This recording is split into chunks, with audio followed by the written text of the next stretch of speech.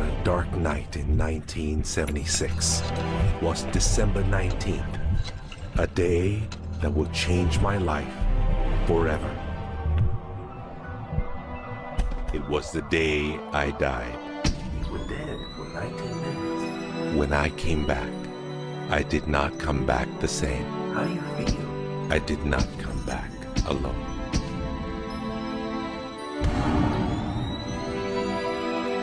What seemed like days passed in 19 minutes. And over the course of the next few years, I began to remember the greatest mysteries revealed to me. Anything is possible.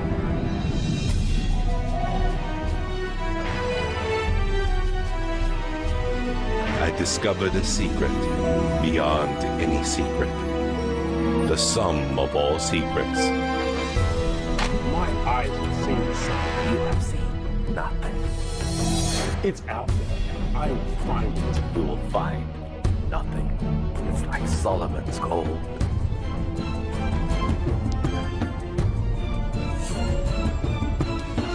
It was the key to Solomon's wisdom.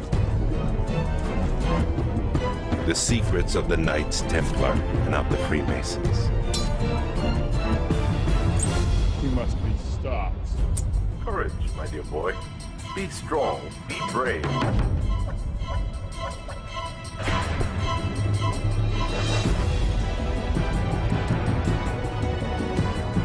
I challenged myself to find out everything I could. I found great teachers who knew this and began to seek them out.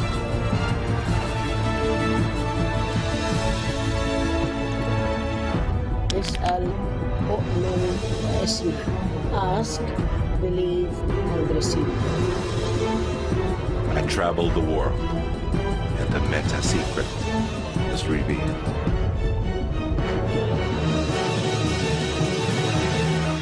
Time has come.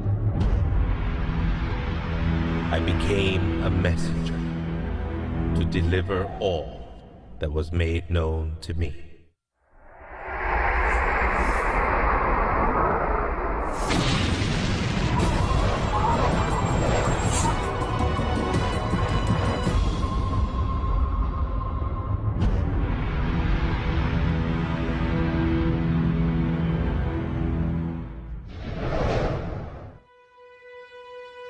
Hello there, I'm Bob Proctor.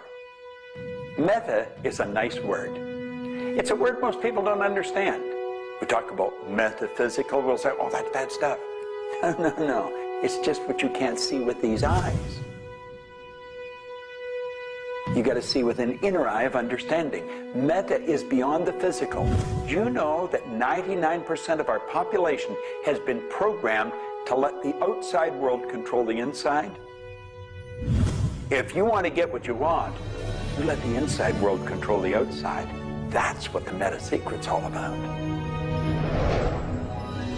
The meta secret to wealth and abundance is doing what you love, following your passion, enjoying your life, being grateful for this moment, realizing that in fact, you already have wealth and abundance. You have wealth and abundance to the level that you allow it in your life. Expand your level of openness, deservingness, and you can have more wealth and abundance right now. How do you become more wealthy? You become more grateful. Studies here in the U.S. show that grateful people earn more money and are better at innovation. So the first step to becoming more wealthy is become more grateful. Find the good in your world right now, and you'll take a first step to become more wealthy. The meta secret to wealth is knowing exactly what you want and then being willing to pay the price to get it.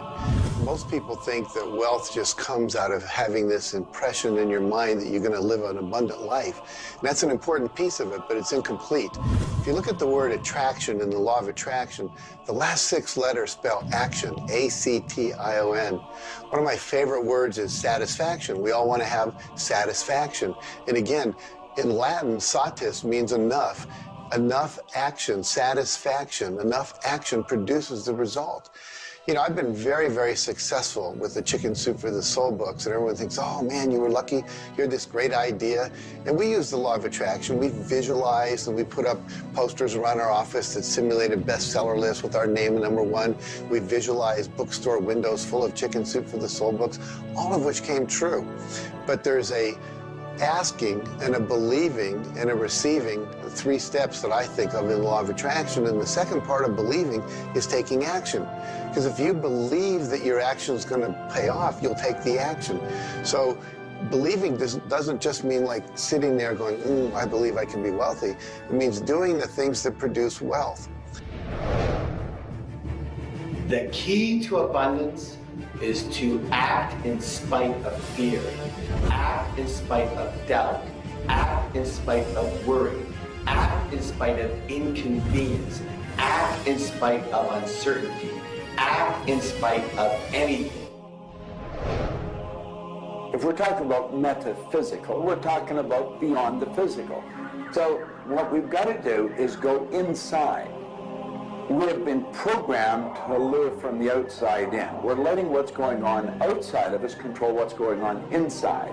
If we're going to get into the meta side of our own personality, we've got to get away from this physical instrument we've got and move into the higher side of our own personality. And start to understand that we live simultaneously on 3 planes of understanding. And we work from a higher to a lower potential. If you're working with electricity, any electrician, any engineer will tell you that you have to work from a higher to lower potential. If you go contrary to that, you're not going to get any use out of the electricity. Well, when you're working with the mind, you don't start with the physical and work up. You start with thought and work down. Thoughts are of a spiritual nature. Spirit's omnipresent. Where's thought? Thought's omnipresent.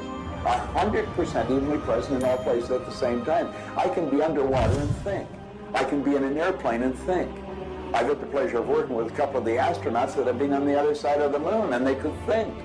Not only could they think on the other side of the moon, they could transfer their thoughts to somebody here on Earth. It's just a form of telepathic communication. You know, it's been said that if you build it, they will come. I think if you build it, and you build something with true excellence, and you distinguish it in the marketplace, and you come up with a selling proposition, and you are aggressive in your marketing to the world, it's possible that people will come, but it's not inevitable that they will come. And sitting around passively visualizing things is not likely to get the world beating a path to your door.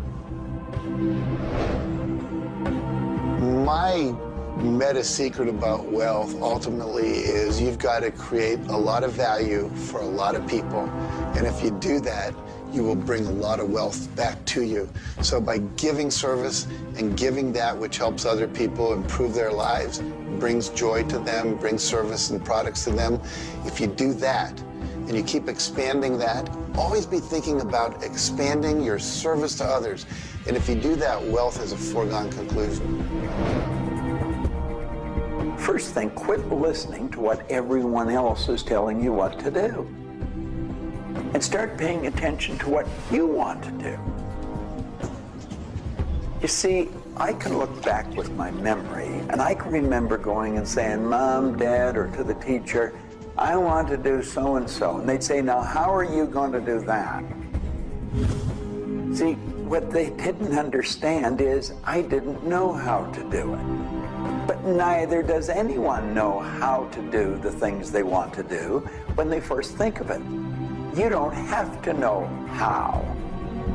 You know, 2 young bicycle mechanics from Dayton, Ohio, in the United States of America, introduced us to a new kingdom. They were the first ones to fly in airplanes. The whole world believed that you couldn't do that. Anything heavier than air is attracted towards the center of the world. You can't fly. But they wanted to, and so they did. Well, clarity to me is a very different concept than I think a lot of people. The first thing I want to know is, what do you think you're trying to accomplish? The next thing I want to know is why are you trying to accomplish it? The next thing I want to know is, if you accomplish it, what do you really think is going to happen in your life? A lot of people come to me and they say, I want to grow my business, because I work a lot in the business world, the entrepreneurial world.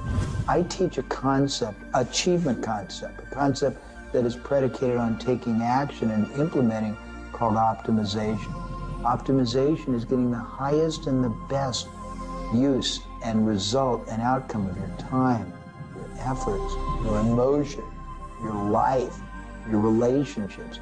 But you can't begin, and this is where a lot of people, I think, really fall down. You can't begin to optimize until you take the time to observe, examine, and identify not all, but the scope of options and alternatives and other possibilities available to you, number one, to achieve the goal, and number two, as an alternative goal. Clarity is power. Just by being clear, you will automatically begin to magnetize things to you, to your life. The law of mentalism is about the mind. Everything that we have ever created, everything that has ever existed first in the mind. All thoughts are the beginning of all things real. All things that you can touch and feel began in the mind. So if you want to be wealthy, you've got to decide what wealth is to you. Define it. What does it mean? How much money do you have to have? For me, financial independence meant having $30 million producing income, which allows me the lifestyle I want without having to work. And so I've achieved that. But I knew exactly what I wanted because I looked at what it would cost me to live my lifestyle. Most people don't know their net worth. They don't know their income levels of what would be required to produce what they want. They say they want to own a yacht, but they don't know what a yacht costs. They don't know what it costs for the slippage fee. They don't know what it costs to maintain a yacht. So go out and create your ideal lifestyle and then figure out exactly what it would cost to live it, and then set that number as the number you want to achieve. Then believe you can achieve it. Visualize it every single day. Take action when the action comes. Ask for what you want. Reject rejection. Give up any idea of failure. Just persevere until you continue on, until you produce the result you want. The law of attraction's a good starting point for thinking about how to improve your life. You want to align your thoughts and your beliefs with what you want your life to be. But the law of attraction itself, by itself, won't allow you to achieve the abundance that you need. There are certain steps that you need to take, and these steps are all incorporated in what we call the meta secret. And the meta secret isn't one solitary method or one solitary system. The meta secret is a combination of tools, methodologies, and ways to understand the world and ways to understand how we can change the world. Until I started looking at who I was and who I wanted to become, nothing changed. Because every time I would look and I would blame something else or blame somebody else or just look in a different direction that was not inside, I would get more of what I was creating. Because every time I created something, people would react to that. Every time I took an action that was blaming this or blaming that, people would react to that. And you know what? Then I would react to their reactions. And I was creating an environment that was busy. Instead, an environment that supported wealth and abundance. If you look around, there's nothing but the abundance everywhere that you see. You see the trees growing. You see businesses happening.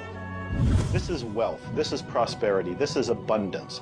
If it's not happening for you, it's because unconsciously you have beliefs, counter-intentions, negativity that actually blocks it from coming into your life. It's actually working the law of attraction all the time, but it's happening on an unconscious level. The abundance is there, the wealth is there, but if you don't feel it, if you're not expressing it, it's because inside of you, you may feel you don't deserve it. This is part of the unconscious work that has to be done in order for you to feel on a conscious, real, live, earth level what's happening with abundance and prosperity. Abundance, wealth is your natural birthright. If you're not feeling it, it's because of your unconscious beliefs. The law of correspondence, simply stated, is as above, so below, as within, so without. The law of correspondence is simply attesting to the fact that we are human creatures, physically present, but we have minds and we have spirits. So we exist in more than just one plane. We might even be multidimensional beings with multidimensional thoughts, and there may be more to you than just meets the eye. If you want to be wealthy on the outside, you first have to become wealthy on the inside. As above, so below. As within, so without. First, you have to become wealthy in your thoughts. Then you become wealthy in your outer expression of that. You have to have a wealthy attitude. You have to have a wealthy, abundant thought form about who you are and what's possible. And when you have that, it will start to manifest outside of you. If a person wants to take a quantum leap rather than incremental steps, they have to begin by understanding that they can do that. There's a marvelous little book. It's called U Square. Now think of what that means. If you square a number, you multiply the number by the number, don't you? Well, when you square, you multiply your potential by your potential. It's astronomical. I mean, you just go off the board. The man that wrote the book, Price Pritchett, he said, when you're looking at a quantum leap, he says it looks ridiculous, utterly. But in retrospect, it looks like a natural thing to happen. It was without effort. It's with ease. And that's what quantum leaps are. What you're really doing is getting rid of limitations in your mind, and you're letting your mind just take off and build a great big idea. And you start before you're ready. You defy what the masses are controlled by. You've got to move into a space all of your own. Understand you're working with an infinite power that's omnipresent. It's with you all the time. It's closer than your breath. And you get in harmony with that and just release all thoughts of limitation and make up your mind you're going to take and just compound your effectiveness. That's essentially what I did. I didn't know what I was doing at the time. I didn't understand quantum leap, but I took my income from $4,000 a year to $175,000 in a year. And then it went over $1 million. And I had no understanding of what happened. Now understand this. I had been raised to believe that if you don't have a good formal education, that you'd never be able to do what I did. If you don't have experience, you can never do what I did. I had 2 months high school and I had a bad work record. But my income went from $4,000 to over $1 million a year. Now you can do that. And the first step is understanding that you can do it. Quit listening to people tell you can't. And start to see yourself doing something really big. Write it out on a sheet of paper. Begin by saying, I am so happy and grateful now that I have turned my annual income to a monthly income. It's not just about attracting things to you. It's about learning to trust what you're attracted to. You are naturally going to be attracted to certain kinds of people, to certain movies over other movies, to places you want to vacation versus other places, to workshops you want to take or books you want to read versus other books. Trust what you're attracted to. It will take you where you need to go, and it may not always make sense to you. I remember going to a seminar, and there was a woman teaching about how to triple your income in a year. And at that time, I was probably more like a hippie than I am the entrepreneur that I am today. And my wife, who was against making money at the time, thought it was evil when you should be in total service and all this. She said, I can't believe you're going to that workshop where they're going to teach you about how to make all this money. I thought you were more spiritual than that. I said, honey, I don't know why. I'm attracted to that workshop. I'm going to go there. So I sat down, the woman next to me, we started talking. It turns out she was a veterinarian. And it turns out that our cat had feline leukemia at the time. And I started talking to her about that, and she said, well, I'm the world's expert on feline leukemia. And I said, well, I've heard there's no cure for that. She said, no, there actually is a cure, and I can teach it to you. And so she called my veterinarian, told him what to do. My cat lived for many, many more years than the local vet thought it should. But see, I was trusting my attraction to go to that seminar, and it led me in a path that saved my cat's life, which was not where my conscious thinking was, but it was a very important goal to me to keep my cat alive. Those kind of things will start to happen. Most people are uncertain about something. They're uncertain about their next step. Here's your message. Do it. Do it. Whatever you're uncertain about, do it. Take the step. You will learn so much more. You'll get so much further faster by actually getting in the game than doing it, than thinking about it forever. One of my sayings is, one step in the right direction is worth 100 years of thinking about it. The law of correspondence, the law of mentalism, and the law of vibration all combine to help you understand that the notion of wealth is arbitrary.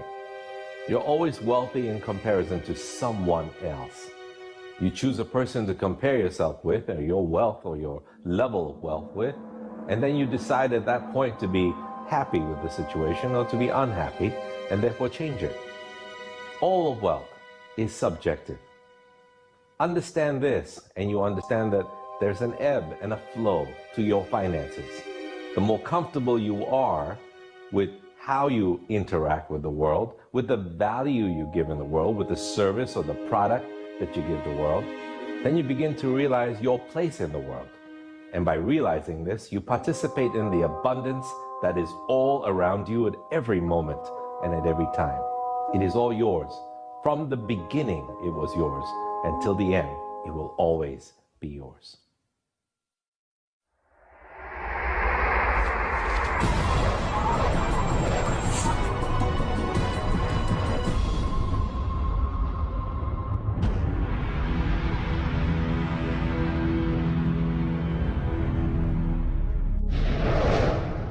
The meta secret to relationships is to know that the universe is giving you love right now.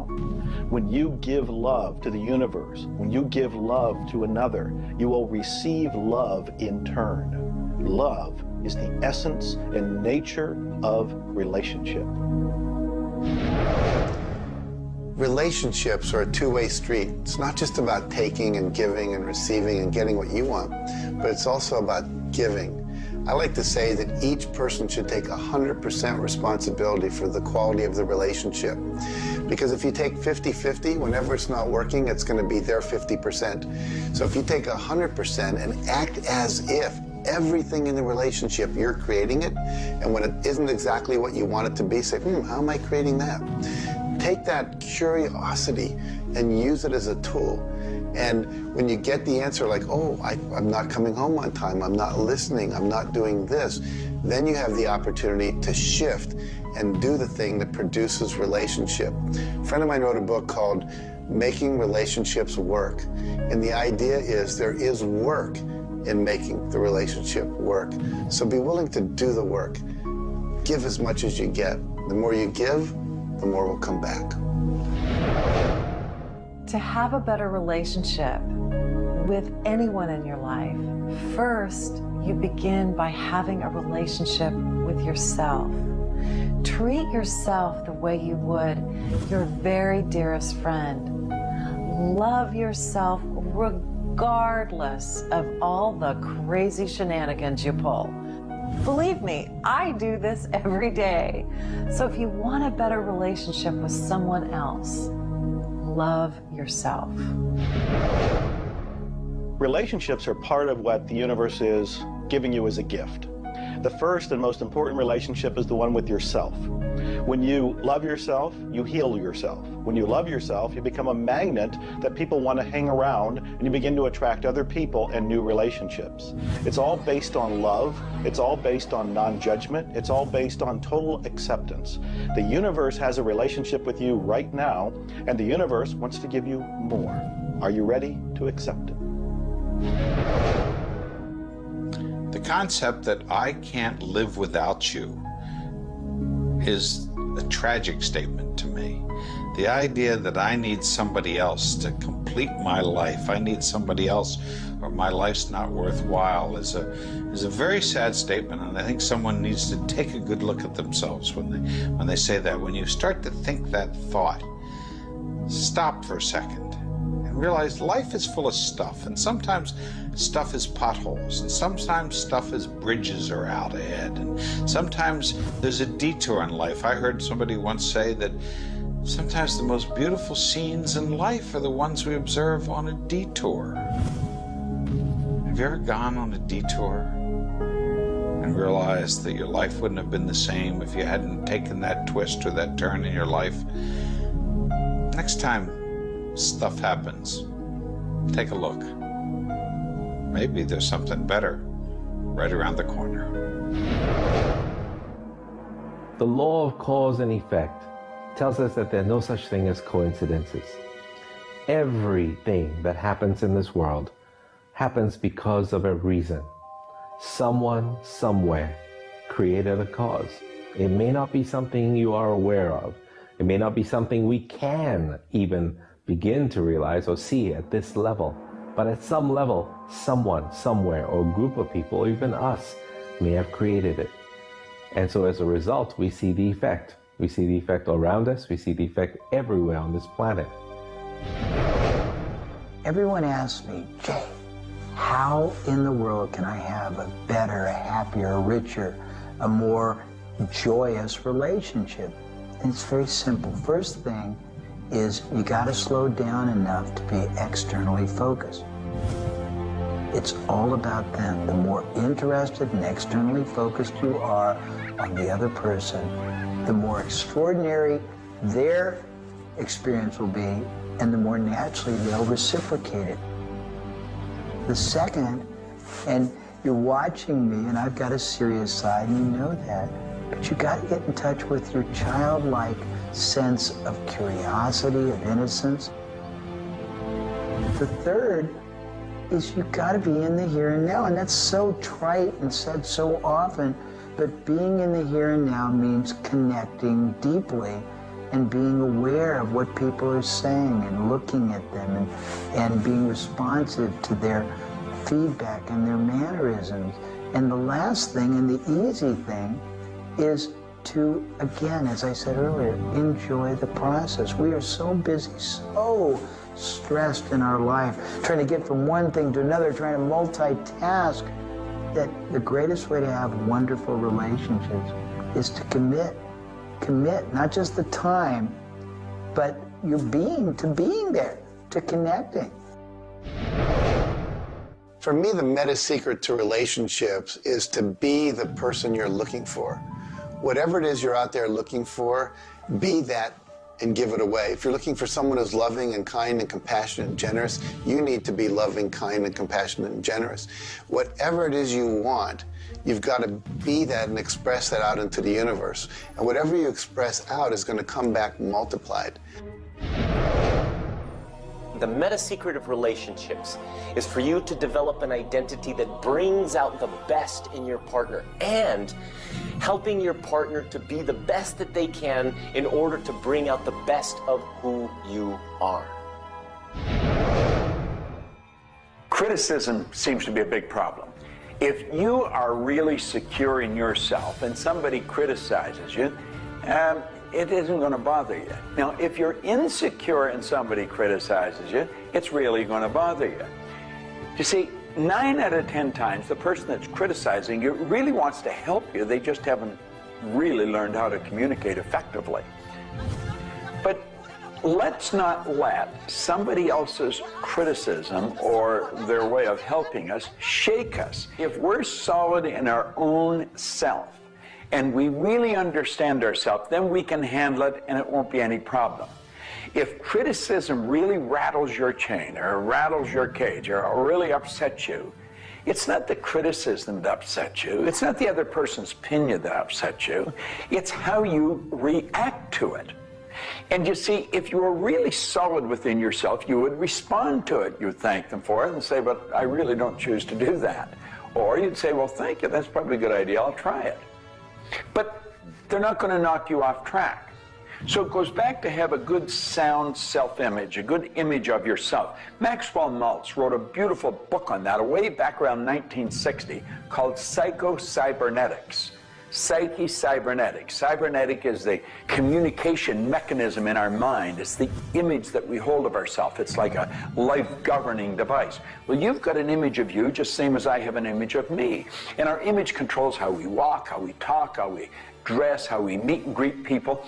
And it also controls how we handle criticism when it comes our way. And it will come your way, just same as it comes to me and everybody. We want to be solid in our own belief about who we are and what we are. Let's really get to know ourselves. And then, rather than react, let's respond. It doesn't matter how they approach, whether they're diplomatic and trying to help us or whether they're trying to find fault. It won't really make any difference. We will listen to what they have to say, listen to it, and then we'll either accept it or reject it, but it isn't going to affect the relationship with the other person one bit. There is masculine and feminine in everything. Nothing is entirely masculine, nor is it entirely feminine. We have different aspects of yin and yang, of harshness and softness, different aspects of masculinity and femininity in everything. If you take a look at life and see it all as a combination, see how we are always living in combination, then you begin to realize and to also appreciate the law of gender. Relationships are about communion, taking our life and making it sacred through connection with another human being. So communion and making sacred is what relationship is all about. You know, there's a lot of lonely people around. And if you're lonely, I'm going to let you in on a secret. You're always going to be lonely until you become friends with yourself. If you're looking for company outside of yourself, you're looking in the wrong place. You want to go inside. And when you get to really look at you, you're going to feel so good about you. You're going to love yourself. Now, you see, as a little kid, you were probably taught, don't love yourself, that's conceit. I know I was, and most of the people I know. That's not conceit. That's a healthy, conscious awareness of who we really are. I'm not talking about an ego trip. I'm talking about really becoming acquainted with yourself. You've got to build a good relationship with you, or you're always going to be lonely. When you get angry, look at it as, okay, this is a gift. I need to release something here. And in that process, relationship becomes a school for growth instead of just like it's someone that's going to please me. Look at how can I serve them and how can I learn from them, as opposed to how can I manipulate them to give me all my needs met. If you do that, you're going to end up with a much better relationship. If you're in a relationship where you're not experiencing full love, the way to change it is not by changing the other person. It's by changing yourself. You look within yourself and you start to feel grateful for everything about you. As you change your relationship with yourself, magically, the outside relationship will change as well. You will suddenly see it transformed. You will suddenly see that there's love in that relationship with that other person. But you don't change the other person. You change you. A lot of people spend valuable time in their life focusing on the past. I could probably spoil your week if I reviewed the first 26 years of my life. My life was a mess. And you know, at the end of 26 years, imagine living for 26 years and looking at yourself, you're unhappy, sick, and broke. I had a guy look at me and he told me I was one of the most miserable people he had ever met. And he was right. I was plain miserable. He said, you're always sick. I didn't have a terminal illness or anything, but I was always backache, headache or something, and I was always broke. He said, why don't you change it? Well, as long as I kept focusing on what led me to this point, which was a bad trip, I was going to create more of the same. And he said, let it go. Forgive it. If you're looking for love and not finding it, it's no doubt because of a lack of forgiveness in some area of your life. This is true for all of us. You want to look in your life, look at your past, look at all of your relationships, and ask yourself, where have I not forgiven? Myself, my parents, my siblings, my neighbors, my relatives, my business partners, where have I not forgiven? When you go and forgive, you release the energy that allows the law of attraction to bring new love and new relationships into your life. How do you do this? You look and ask yourself, where have I not forgiven somebody? Somebody's going to come to mind. It could be you. The second thing you do is say, can I forgive them? Can I forgive myself? Whether you say yes or no, you move to the third part of this, and you start to wonder, what made that person act the way they did at that point? What made me act the way I did at that one point? And you start to go deep into understanding the psychology of behavior, and you realize we're all doing the best we can, yourself included. At that point, when you can forgive yourself and you can forgive these other people, whoever it might be, for whatever may have occurred, when you forgive them, you release all of the energy that's been stuck psychically within your own mind and your body and your soul. And when that releases into the universe now has an open pathway to return to you new love, new relationships, new blessings. It all begins with forgiveness, and you can do that right now. When we talk about love, we're talking about the greatest word in the world. Leadership is a great word, but no word compares with love, because without love, you're dead. There's life in love. There's forgiveness in love. There's really everything. There's thankfulness in love. Now, the problem is learning, where do we start? Because we find sometimes in families, there's no love. In marriages, there's no love. But we quit looking around and we start learning. It begins with me. And when we start learning, we're not too loving ourselves. And it begins with your learning. To me, you could say you're loving, but unfortunately, you love people you like. Love has to be unconditional, loving those you don't like. Now, in my case, when my wife married me, she said she loved me. I told her I loved her. But as soon as we got married, I would say, I love you. She said, well, why don't you act like it? I say, I do act like it. She says, you have a funny way of showing it. I say, well, I love you enough to die for you. She says, try living a little. And so I discovered, as loving as I was, I didn't fit her definition. The law of gender, the law of vibration, and the law of rhythm. All of these figure in relationships. You see, love is a dynamic. Any relationship is a dynamic. When you are actively relating, that's when it's alive. That's when it's fun. When you sit back and you start to look at the relationship, then it becomes static. It becomes a relationship to be assessed, to be looked at. But when you're relating to your partner or your spouse, amazing things happen. It's dynamic, it's moving, it's alive. And that's what all love is supposed to be, alive, and so much more fun. Changes happen all the time. We change.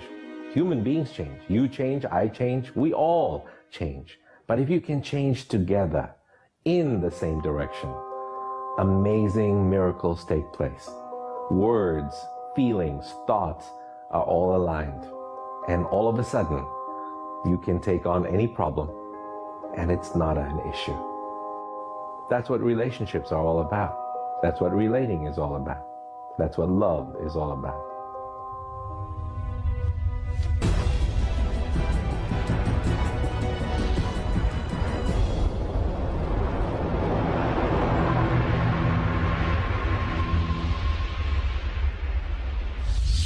初めに言葉劇すなわち、クリエイターなるものはやはり言葉振動を用いて全てを設計されたんではないかと思うんですね。そして、その、振動の、設計図は非常に緻密なもので美しい共鳴振動にあふれたものであったことでありましょう。もし、先ほどの実験をやったように、非共鳴、同士の組み合わせであるならば、それは破壊的なエネルギーとなって、命を形作られないからです。私たちの体は最終的にクリエイターの、いろいろな、試行錯誤によってだんだんこう単純なものから、微生物だとか海の中のものとかそういうものから、小動物始まって複雑なものになっていって、最後の芸術作品として、クリエイターなるものが作られた結果、私たちはあるというふうに思うんですね。その本来の設計というものが、バランスの取れた振動の組み合わせというものが、何らかの要因によって崩れていくときに私たちはストレスを持ち病気になっていくんだというふうに考えています。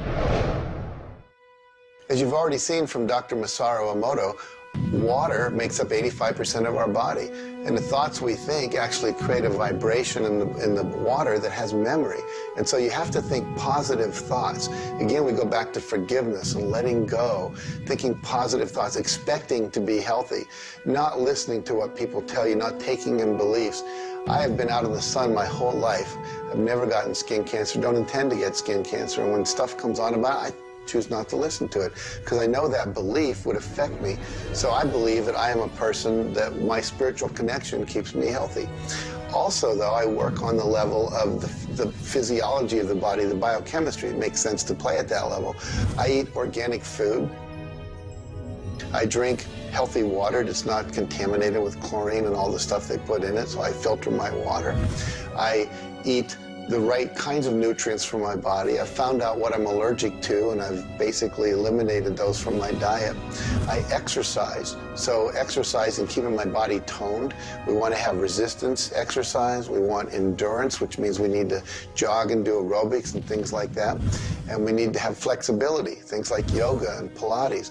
So we need a complete system to keep our body healthy. And then a detoxification, I think, is the part that most people don't do enough with. We are taking in so many toxins in the air we breathe. But if you will cleanse on a regular basis, I cleanse every Monday. I just do a cleansing diet where I just drink liquids and then I don't eat anything else, and my liver has a chance to get rid of all the toxins that are in my body. I want you to understand that you have a marvelous mind and you can do anything with it, and don't ever listen to anybody that tells you you can't.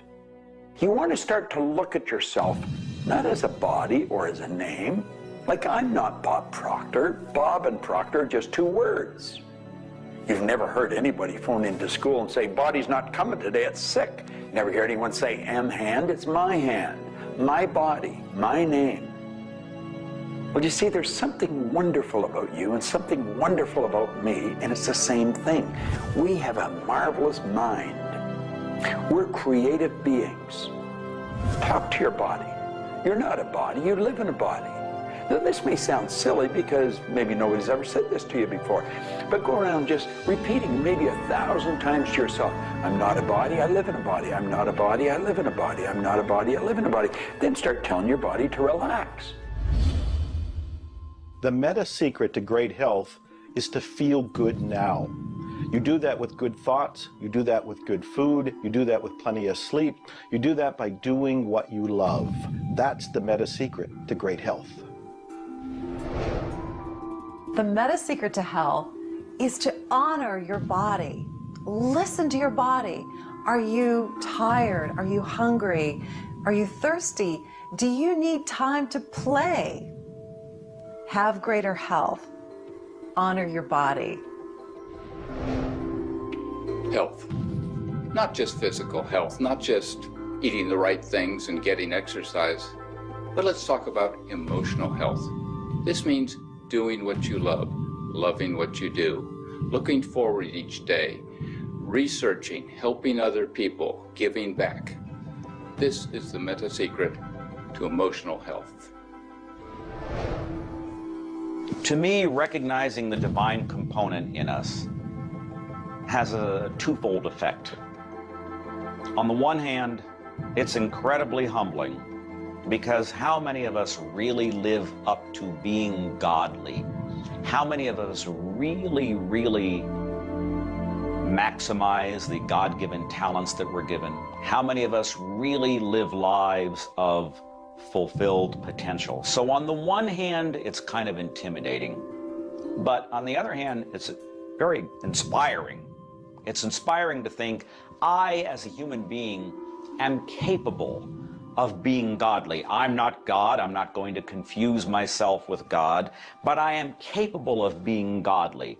I am capable of a goodness which can resound around the world. I am capable, like God, of using language to bring things into existence.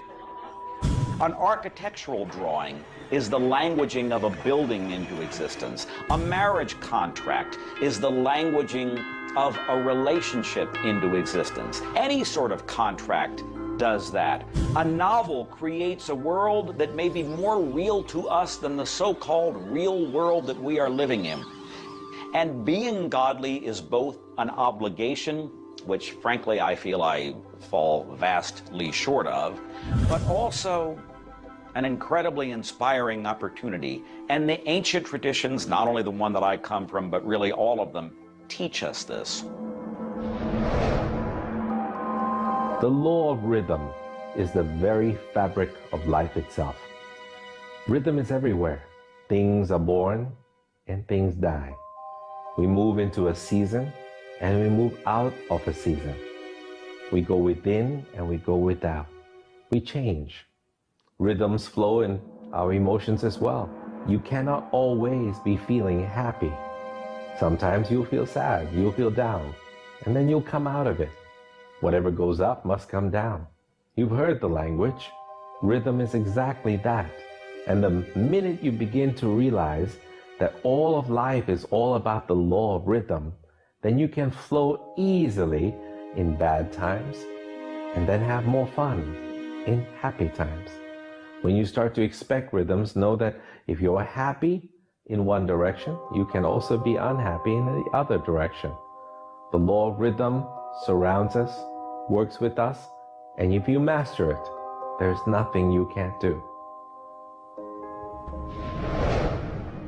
The meta secret to health and having amazing energy is the ability to look at your world from a perspective that, hey, things aren't always going to go your way, but you know what? As long as you always do your best, as long as you are focused on what you achieve and what you're trying to accomplish, then it's all going to work out.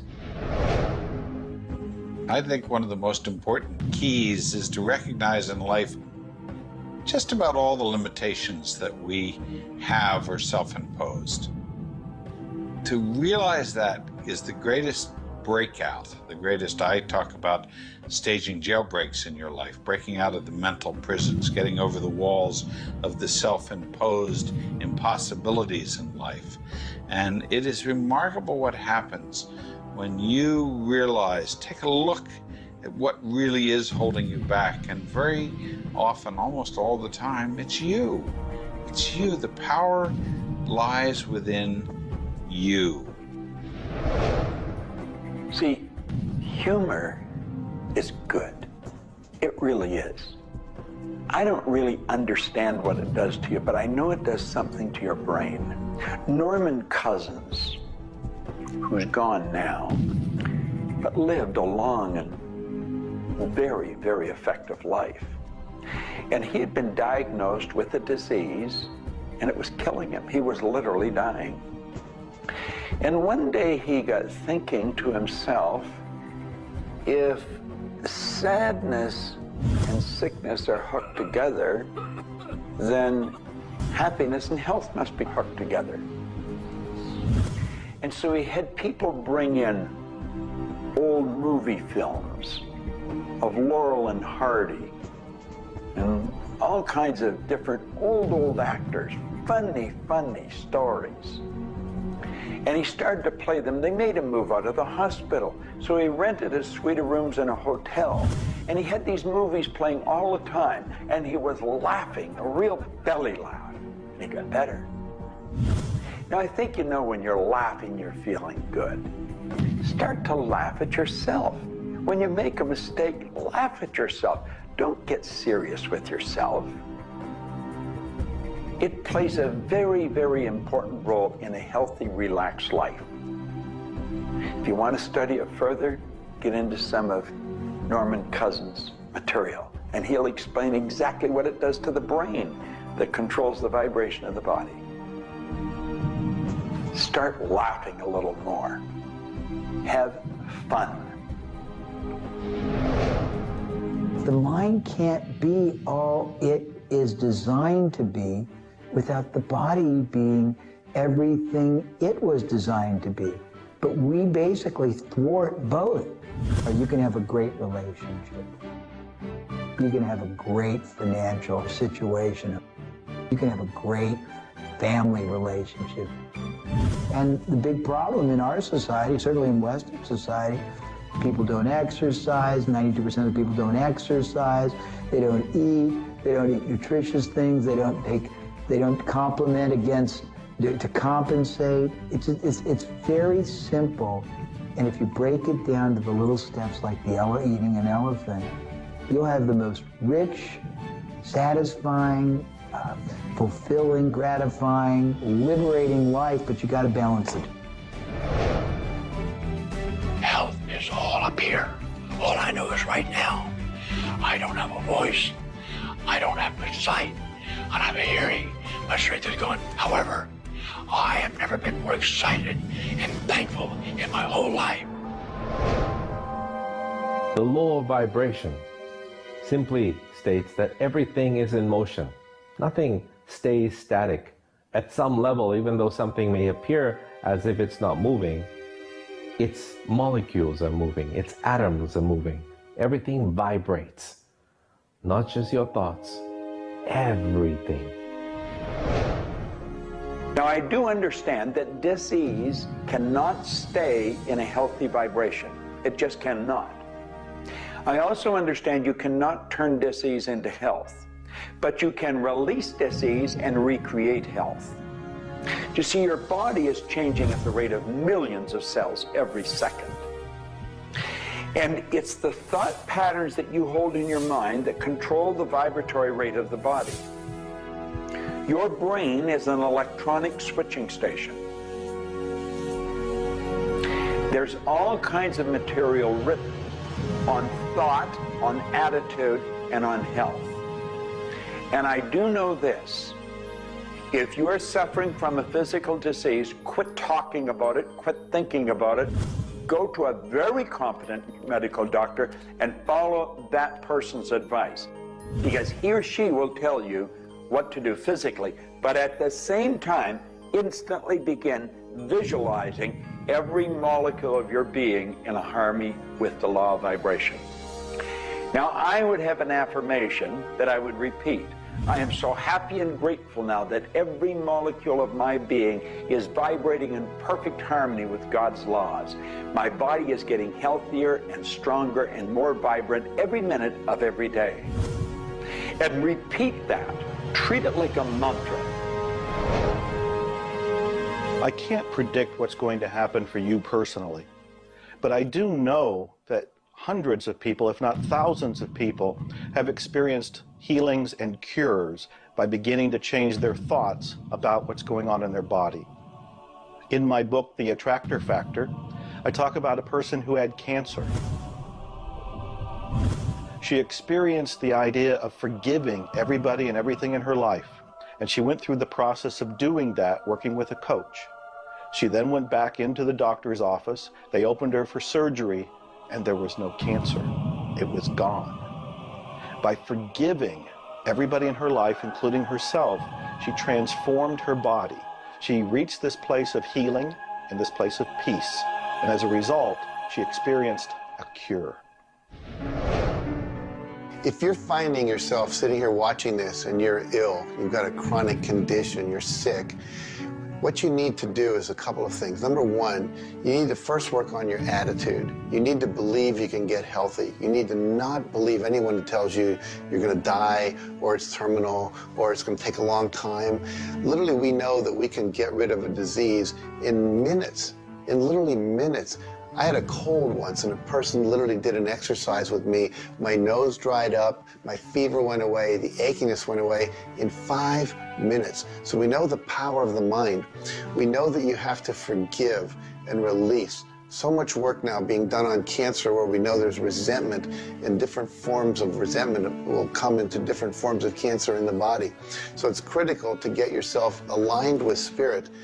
When you are aligned with spirit through meditation, through doing the things that bring you joy, through doing the things that align you, and you know what that is for you. It could be singing, it could be walking in nature, it could be petting your cat.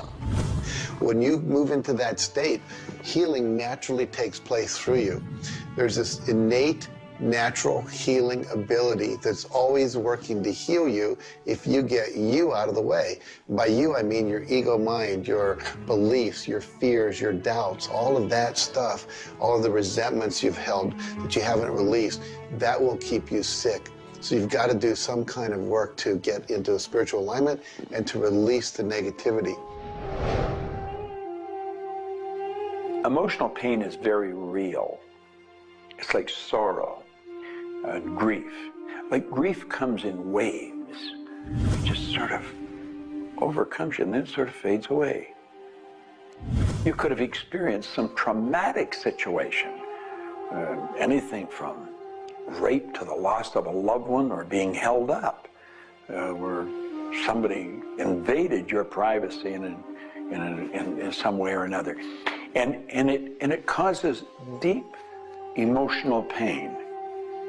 What we want to realize is that we are bringing that on ourselves. You say, well, wait a minute, you're not bringing it on yourself. No, but you're reliving the situation. We've got to separate ourselves from the incident, from the situation. We've got to realize that it's a very real part of life and attempt to separate ourselves from it and deal with it as best we can and then let it go. Otherwise, we're going to carry it with us, and we're going to keep experiencing it over and over and over again. どうやってわかるか。振動という、まずそもそもその水の結晶とは何かということになりますけどね。結晶というのは、やはり情報だと思います。で、情報というのはバイブレーションですね。で、バイブレーションのデザイン家が、雪の結晶あるいは水の氷結結晶という形になって現れてきていると思いますが、やはり我々がなんで美しいとか醜いだとかそういうような認識能力があるのか、あるいはそれだけには全人類本当に、一緒の価値観を僕は持っていると思いますが、それはもうやはりクリエイターがそのように設計されて、いるからだと思うんですね。それが崩れちゃったらもうこれはもう本当にどうしようもないんだけど、その美醜というのが我々の美しさ、ごめんなさい、バイブレーションの変電差ということにつながっていると思います。水は神が自分の意識あるいは意図をまんべんなくこの宇宙に伝えるためのキャリアとして、作られたものだと思いますね。ですから水が別の言葉で言うならば神の、一種のメッセンジャーということになると思いますね。それの形が大げさで言えば結晶という形で表されていると。で、神にとって、ふさわしくないなと思うような現象については水はやはり結晶的にノー、良いものはイエスという判断を示すというふうになっていると思うので、それがなぜできるのかということだというと、これはまた僕にとっては来世の研究課題かもしれません。Stress is caused, in my opinion, when we take our power and give it to the problem. We want to maintain the power. I'm in control of me. The power is going to stay with me. I am not going to let the condition, the circumstance, or the challenge that I may be facing control me. You can make a decision right now that you are going to maintain your power and you're going to let everything outside stay outside, and you know that when you're in a totally relaxed state, the solution to problems come. Quit getting involved in these sophisticated stress management deals. Release the stress. Let it go. You're in charge of your body. Just say peace, be still. Visualize a beautiful lavender energy flowing right into the crown of your head and circulating right through your body.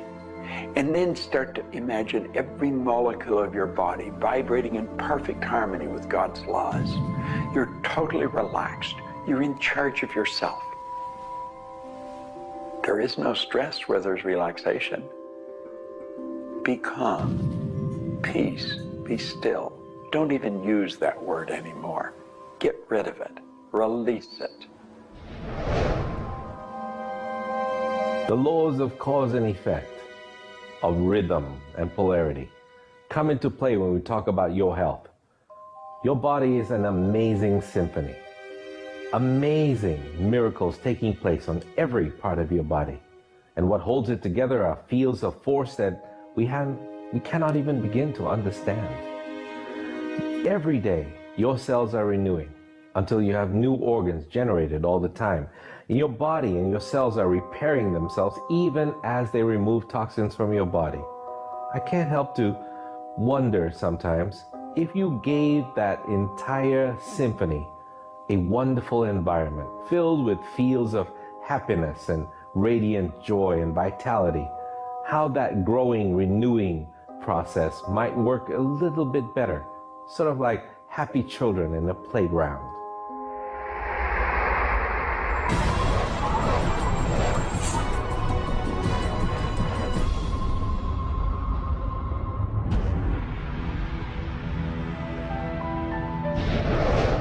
Here's the paradox of being human. Real happiness is only available in the moment. If you're brooding on the past or obsessed about the future, even if you're looking forward to something that could be magnificent in the future, it's not quite the same sort of anchored contentment that you get from really being in the moment. We human beings seem to be perpetually someplace else. That's kind of like one definition of the human predicament, the human condition. We are perpetually thinking about the past, the future, something to the right, something to the left, something else. I think the paradox to happiness is you do have to have dreams and aspirations, and you have to be anchored, rooted, and happy where you are. Not always easy to do, but I keep trying. Happiness is a point of view. Am I happy? Yeah, I think I am. How can somebody always be sad? Of course we're sad when we lose somebody that we love, or that when the project we're working on so long doesn't work out.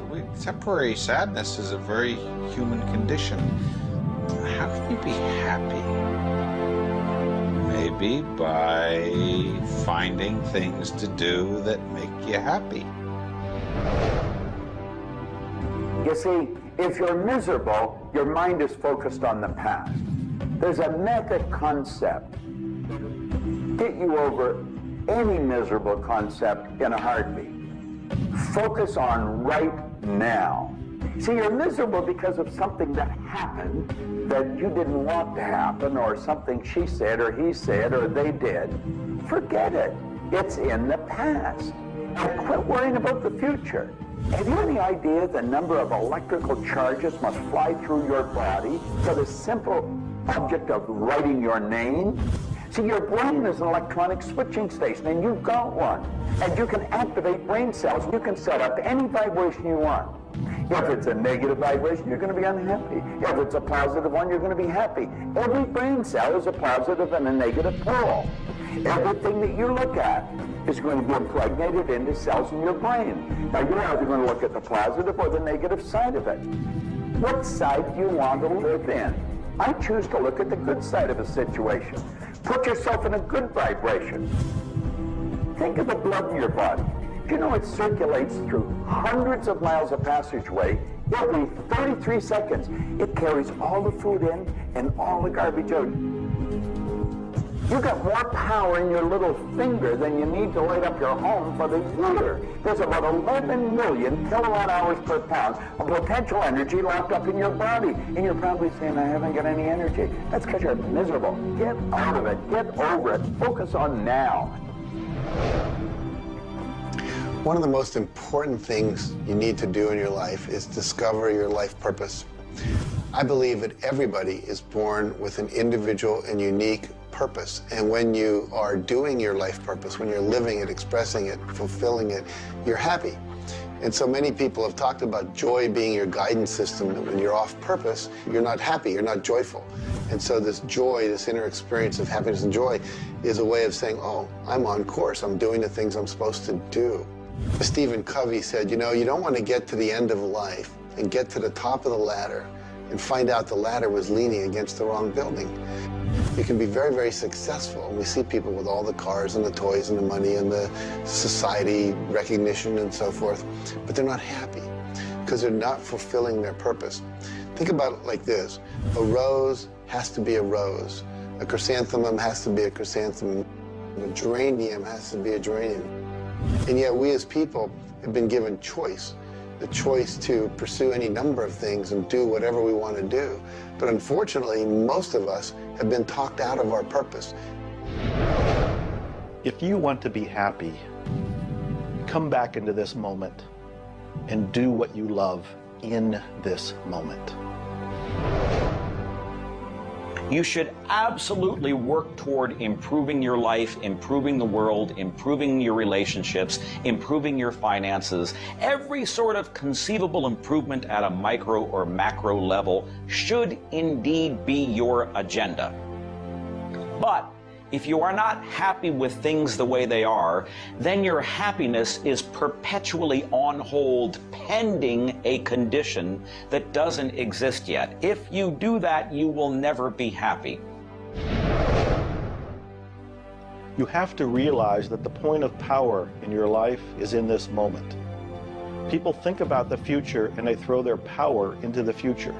There is no future. When it gets here, it's called now. It's called this moment. People think about the past and they throw their power into the past. But there is no past. It's gone. When you think about the past, you think about it in this moment. This moment is all there is. And you can be happy in this moment. When you are, everything is taken care of. All is well. Happiness and achieving happiness is a process. It's not something you achieve right now and you're done and you have your happiness.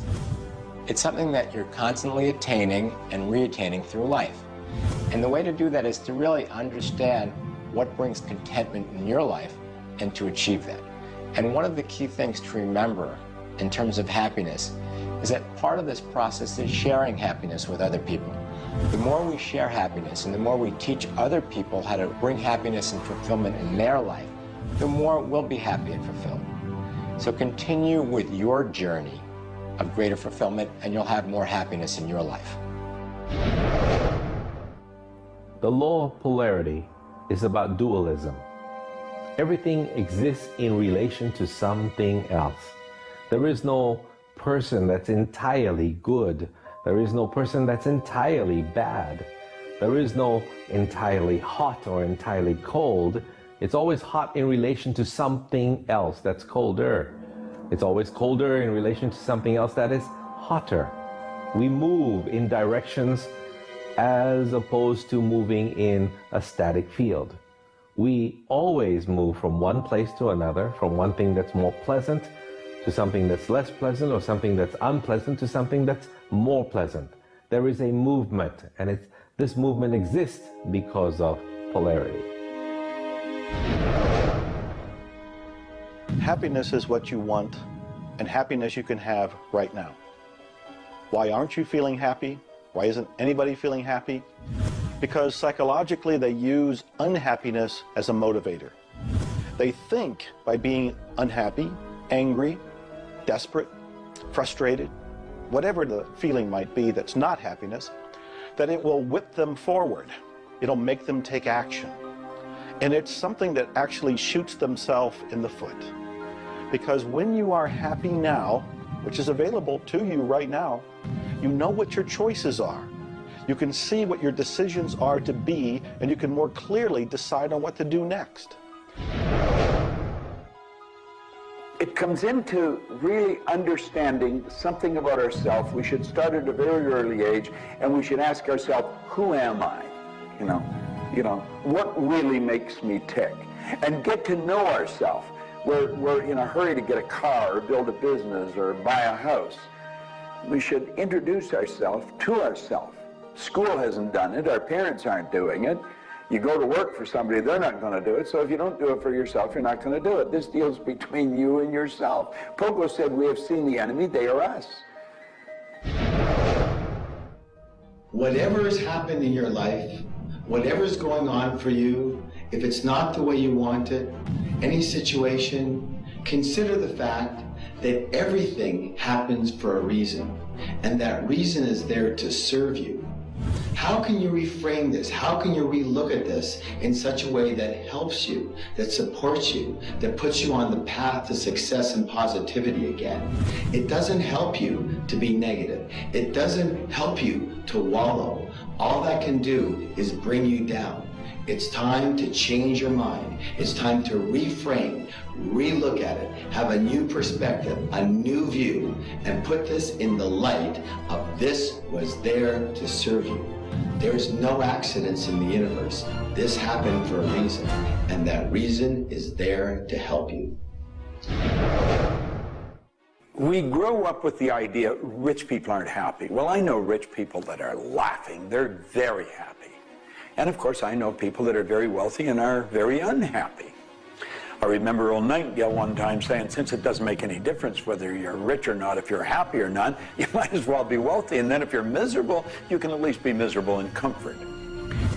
We've got to understand that all the money in the world is available to us, but we have to earn it. Now, that does not mean we should work.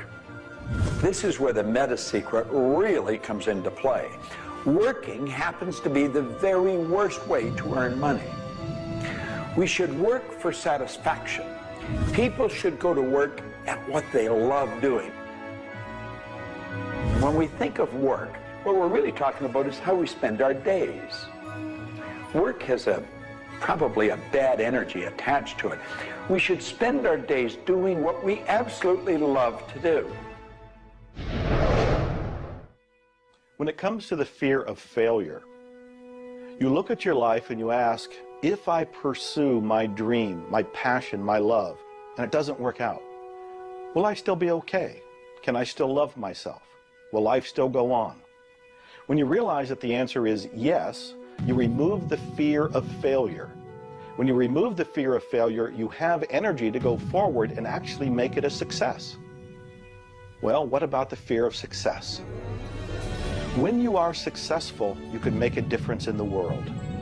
If you really want the world to be a happy, prosperous place, Contribute a happy, prosperous person to it. You. The meta secret to happiness is that there is perfection in imperfection.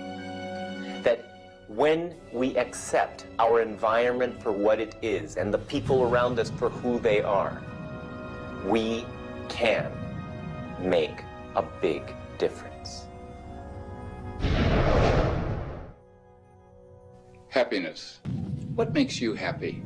Everyone is not the same. For me, it's research. I love researching and writing and putting multimedia programs together. And this allows me to do something else that I love, traveling the world. I travel more than 6,000 miles, that's 9,000 kilometers, every week. I've been to more than 52 countries. I board an airplane every 2.5 days. I've been around the world more than 16 times in just a couple of years. I enjoy that. Meeting new people, meeting new audiences, helping people. What makes you happy? That's what makes me happy. A key component to lift yourself out of depression is human connection. Go connect with another human being. Another powerful tool is movement. And a third is laughter. Go play and have some fun and watch your spirits begin to lift. The meta secret of life is to realize that the journey is the thing. I believe the first thing a person should do is establish a purpose. Why are you even here? Why do you get out of bed in the morning? Why are you living? I honestly believe every one of us are hardwired to do something. So how do you decide on your purpose? You decide on it by asking yourself, what do I really love doing? So you have your purpose. This is what you're going to do with the rest of your life. And then you build a vision. Then your goal is taking a bite out of that vision. Now, when you do that properly, you're going to love what you do. When you wake up in the morning, you can't wait to get going. And you're going to be doing it until you go to bed at night. Therefore, all of your day, all of your hours are filled doing with what you love to do. That's called living. Everything else is dying. See, there's a basic law of life. It says create or disintegrate. You're growing or dying. Find out what you love. Dedicate your life to it. Most of us, when we approach happiness, are looking for someone out there to make us happy, some event to occur, and then we'll be happy. If I get to the retirement stage, if I get my car, if my wife is nice to me, if my son comes home on time, then I'll be happy. The truth is, happiness is an inside job. It's a choice. When I have an expectation on how someone else should be, I've given my power over to them. What I want to do is simply learn how to create joy and happiness inside myself. And we can do that in numerous ways, by doing the things we love, by focusing on the good qualities in ourselves, by choosing to focus on the good qualities in others instead of being judgmental. Once we realize that happiness is an inside job, and I get to be as happy as I choose to be, not as happy as other people make me, the reality is I can move into a state of pretty much constant joy and bliss. Stuff happens. Life happens. And then you get to choose. Look, you have a mission to do. You have to find meaning in your life, and you have to share it with others. There's a whole world out there that is suffering, that is in survival. They are grieving and they are hurting. You and I can make a difference. You begin right now by looking at your life, no matter what's going on in your life right now, and you find the good in it, the positive in it, the growth-oriented reasons for whatever it happens to be. You find the good in it, and whatever is happening, you turn it into something positive. You turn it into something good, and you go and share it with the world. You will become an inspiration to others. People model other people's behavior, and that's how the world changes. You be that inspiration for success. You be the model for change. You be that person that has meaning in their life, and you will give meaning to yourself and others. It all begins with you. You have always had, you have at this moment, you will always have in the future, the power to achieve, to accomplish, to have anything and everything you want in the terms of monetary wealth, prosperity, in terms of health, in terms of happiness, relationships. However, it will never, ever occur until and unless and until after you first are clear on the specific goals. Number two, you are very clear on the action steps. Operative word is action steps you have to take. Number three, you have an action step-based plan, a strategy, and the steps are just the tactics. You implement it in a timely, regular, scheduled way.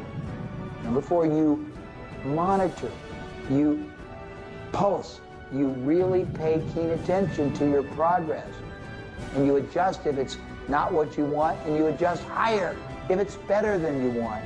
And number five, you focus on other people's benefit. You don't be self-consumed.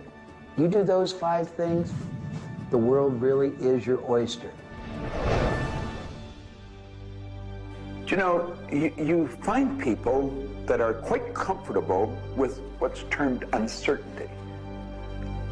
The truth is there isn't any uncertainty. There's only the law. And the law decrees that everything happens the way it's supposed to happen. If we build the image in our mind of what we want, and we're true to that image, that'll control the vibration we're in, that controls what we do, and it controls what we attract. Now, the problem is, we let that image get out of the way every now and then, and we're controlled by something outside. And that takes us off track. We've got to correct it and come back on track. But a person that has direction in their life, there's no uncertainty.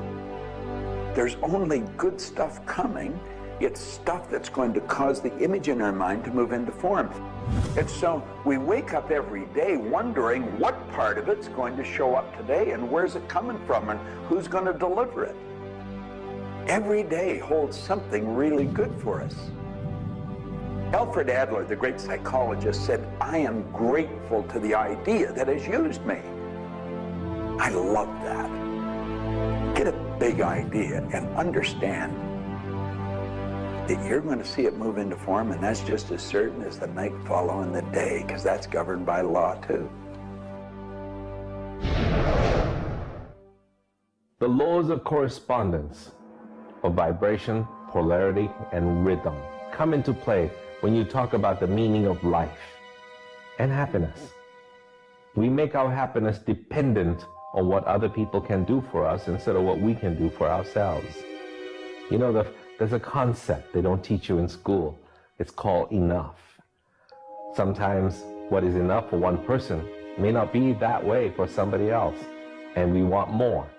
And when you want more, you're setting yourself up for disappointment, because not always will you get more. Sometimes you do, but it's not all the time. I don't know who told us on this planet that everything is going to go our way. Sometimes things will go your way, sometimes they won't. We've got to learn to accept this. That's the rhythm and the flow of life.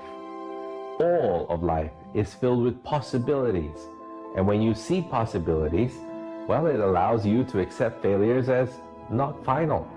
Failures are learning lessons. The American Indians, the Hopi Indians in the Southwest, well, they have a belief. Every day they wake up and pray to the Great Spirit, and they say, "Oh, Great Spirit, allow us today, this day, to make 20 mistakes." You see, they believe that by making mistakes, by failing, you actually learn more. You add to this wonderful fountain of wisdom that is called you over a period of time. And if you don't fail, they say, you don't learn anything. So how many times have you failed? I know I have failed a lot. But over the course of the years, I also knew something that was different. And that was that I was responsible for my own happiness. I knew that there was laughter everywhere, but I also knew that if I wanted to participate, that laughter has to come from inside, not from outside. And that's the nature of spirit, and that's the nature of who you are, and that's the meta secret to everything possible.